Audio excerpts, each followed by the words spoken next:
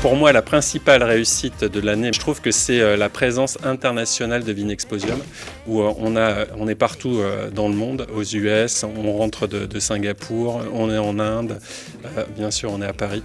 Mais voilà, c'est la force de notre groupe à l'international et ça c'est assez unique. Je rejoins Sylvain sur le Wine Paris avec 1300 nouveaux clients. 1300 pour une 5e édition, c'est juste colossal et essentiellement sur l'international. Donc vraiment une super success story. Un chiffre important, cette année, on est redevenu le plus gros organisateur de salons au monde des vins et spiritueux. Et on est le plus gros salon sur la place de Paris intramuros.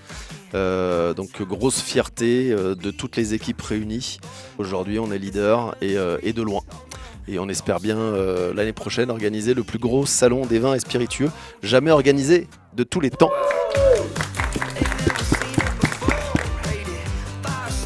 Surtout sur nos événements à l'international avec un événement aux États-Unis. Comme on le sait, des conditions à l'export plus compliquées, donc assez difficiles.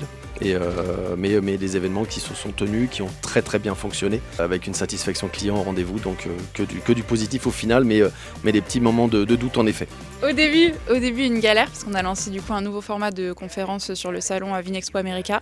On s'est rendu compte qu'une heure de conférence sur nos autres salons, c'était beaucoup pour certaines catégories de visiteurs. Donc on a décidé de lancer un format un petit peu plus impactant, un petit peu plus court de 30 minutes.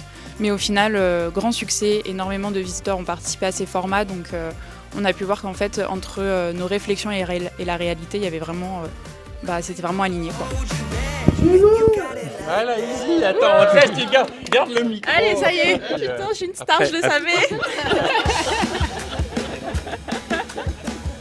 On va élargir notre cible toujours, on va attaquer les nouveaux marchés. On est comme ça, on est Vinexposium, on cherche toujours, même si c'est compliqué, de réussir. Si on avait un cri de guerre, ce serait le rire. C'est évident. Pour la saison prochaine, on va lancer B-Spirits et Bino, donc qui seront complémentaires de nos salons actuels comme Wine Paris. Ce sont de gros enjeux et en même temps, on est hyper content d'aller sur des segments qui sont en forte croissance où justement on a toute notre place au niveau international. La saison prochaine va être rythmée entre l'Eno, le Spirits et toute la segmentation des vins. C'est déjà lancé notre média qui s'appelle Voice of the Industry, mais on va continuer à la développer. C'est très important pour nous de toucher le marché, la filière, de montrer que nous on connaît la filière et c'est ça qui nous rend fiers aussi, que nous on fait partie de la filière. On espère bien rester sur la longévité au top des organisateurs de salons dans les vins et spiritueux.